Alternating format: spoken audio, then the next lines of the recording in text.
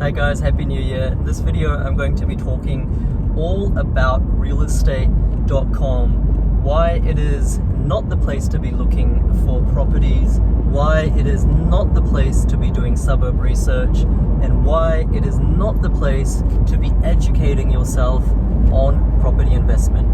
So hi, my name's PK. I help people buy high growth, high positive cash flow property without wasting time on mainstream sources of information, without wasting time with a buyer's agent, and also without wasting their weekends doing inspections and flying around the country. So let's talk about realestate.com.au. Look, I have obviously nothing against the website itself. It's more the applicability or the usefulness of the website and some myths that cause people to sort of just waste literally months and months and months and still get the wrong outcome, make the wrong decisions.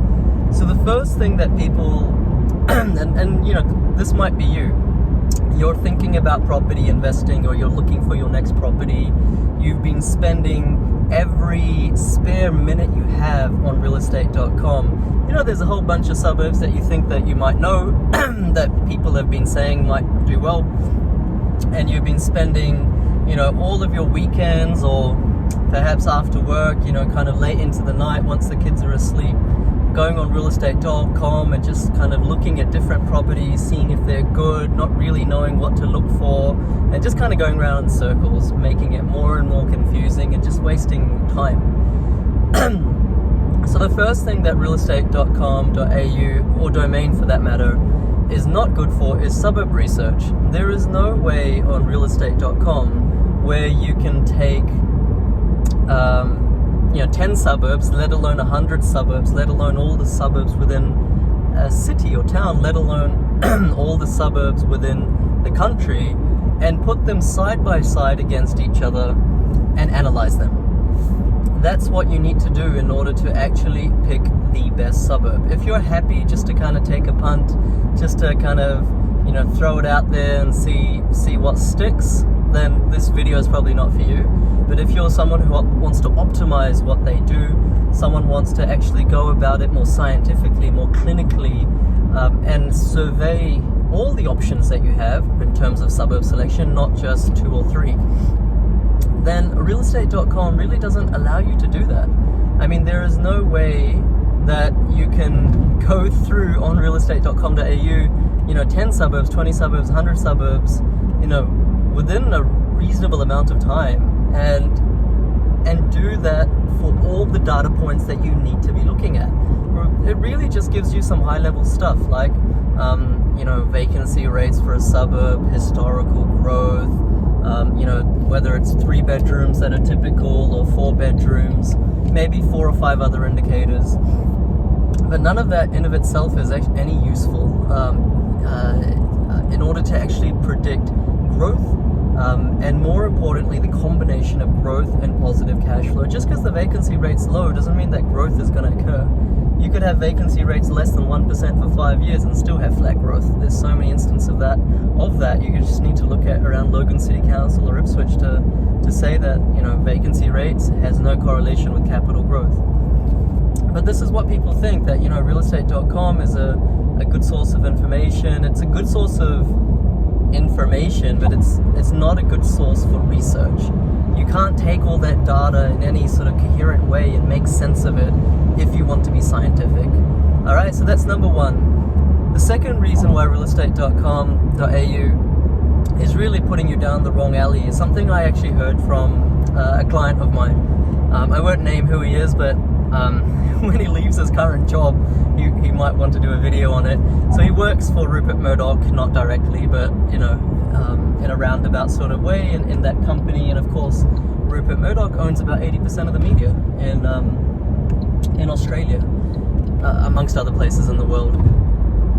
He also owns realestate.com.au. And what this person was telling me, this client, was that the meetings, the boardrooms, the meetings that they have there are imbued with a sense of how do we confuse investors, how do we manipulate not necessarily the data, but show it in a way that is confusing, so more people click onto our articles, more people click onto different suburbs. We really spike interest on our website, and therefore we get paid for ads and other things like that. So that's the commercial model. There's nothing wrong with it. It's a capitalist society. But what that means for you and me is that not only by different authors, by the same author on realestate.com, they might be saying the top 10 suburbs that grew last year. And then the very next month, they'll be talking about the top 10 suburbs, but it'll be a completely separate type of suburb. And why? It's because they manipulated the data. Before it might have been under 1 million, now it's under 500,000, or before it's under 1 million and now it's under 1 million, but now with a higher yield. So there's all sorts of ways you can cut, slice and dice the data to have great headlines. Boom suburbs for last year, low vacancy suburbs for last year, high rental growth for last year, all that kind of stuff. And what that does is that it misleads people into thinking what's happened in the past will happen in the future, but also it misleads people because it just makes things so confusing. What they hear and read on realestate.com.au one day is completely different from what they read and hear the next day, or in a couple of weeks. And it's not like it's different authors and it's opinion. It's the same author saying a different thing because that is what they are instructed to do so by the powers that be. The reason is that they're intending to confuse people. They're intending to make it not straightforward, because if it was straightforward, then they wouldn't get that many hits on their website. People would come in, all right, that makes sense, let me just buy that property, done. They want the same person to come in again and again and again, share, clickbait articles, views, clicks, click-through rates, conversion. That is what they get paid on. So if you're, kind of going by that stuff, then it's you're kind of digging yourself into a well. And then what happens is, because realestate.com.au and other websites like this have a sense of authority in the marketplace, and I'm not saying that they're bad, that we shouldn't use them. All I'm saying is because they have a sense of authority, then you have property marketing companies, buyers agents, advisors, consultants kind of piggybacking off that insight, or off those data points, or off that those inferences, and writing their own blogs, recording their own vlogs just like this. And it's based on quicksand. It's based on stuff that isn't true. It's based on stuff that originally had an agenda just to get views. Okay, so do you see where I'm going with that? And then if one other reputable company, someone that you hear in a podcast says the same thing and it's a realestate.com.au blog, then you in your mind, you have this confirmation bias. You want the what's easy to be true. And then if multiple people are saying the same thing, it's a confirmation bias. You're saying, well, yeah, that's right, Logan's going to boom. Yeah, it's so close to Brisbane, it's affordable, vacancy rates are low, yet yields are high, it's going to boom. But the thing is, it doesn't boom, right? So there's a bit of a rant here. I understand that I'm ranting.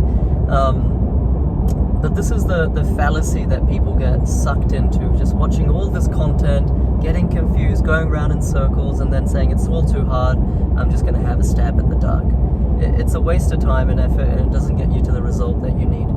And the third reason why realestate.com, through no fault of realestate.com.au itself, the third reason why you really shouldn't use them exclusively is that I'm not going to say most, but some of the better property deals never make it on realestate.com.au. Alright, so some of the deals that are under market value, without competition, maybe a distressed sale, something like that, you find them off market. So when you're going to look and hunt for specific properties, once you've found the suburb, try avoid using real estate. I mean, we need to lean on it and domain, but try to get off-market opportunities. Be persistent. They're definitely possible. They're not the monopoly of experts with connections. Experts and connections is just code for very expensive labor hire. You can do this yourself, guys. It's not hard. Just call the agent, a couple of top agents in that suburb every week. Remind them that you exist. Tell them what you want. They will bring properties to you directly without going on realestate.com.au. There's various reasons which I've covered in a different video. So those are the three reasons why you should just be a little bit cautious of realestate.com.au. The first one is you can't really do suburb research on it. For that, you need to use the raw data.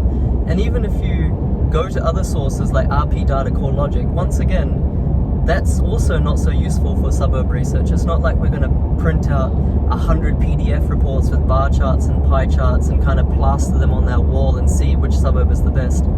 There is a better way to do that, and that way is to go straight to the raw data. That sits behind Residex, that sits behind RP Data, that sits behind Price Finder, stuff like that. The second reason why you should be cautious of realestate.com.au is that they are intentionally I don't want to say it's malicious, but it kind of is. They're intending to mislead you just to get you back reading their blogs, back onto the website looking at different suburbs, to get those clicks, to get those views. That is their revenue model, that's their commercial model. So yeah, fair enough to them. And the third reason, like I said, is some of the better opportunities are actually not even on realestate.com. So don't, most people, when they think I want to become a property investor, the first thing they do is they go on realestate.com.au and they spend all their time on there and then kind of supplement it with some content from other places. Forget all that. Go straight to the raw data. Do it yourself. Do the research yourself. Don't listen to anyone, not even me. If you're going to spend $400,000, $500,000, $700,000, don't just take someone's opinion for it. All right, guys. So hopefully that was useful. I know that was a bit negative. That's really not my intention. But I'm just trying to, I don't know anyone else who is doing this, but I'm just trying to be very, very, very blatant and very, very upfront, because no one else is saying these things, and I'm very outspoken, but we get results. Okay, so it's hard to be quiet when you can see things like this going on and an alternative way to go about things. So if you agree, or if you've also been caught in one of these three traps, let me know in the comments below. And if you have questions, I can help you as well for free. Just comment below. I'll try to give you a leg up or some assistance on what you can do differently. If you aren't experiencing any of these three problems, that means that you're not needing my help. So go on doing what you're doing and really smash it out of the park, smash the execution. And I'll also leave a link below for how you can actually learn about advanced property investing using data, not my opinion, in a more systematic, structured, cohesive way. Okay, so yeah, if this was useful, if it was important, if it was valuable to you, give me a like or love, and that way YouTube, Instagram, and Facebook will kind of make this video go to other people, so more property investors can see it. And if you're watching on YouTube, hit the subscribe button. I'm sure that if you've watched this far, you've probably got value. There's so many other videos exactly like this on different topics. So once again, my name's PK, and have a great day, guys. Catch you later. Bye.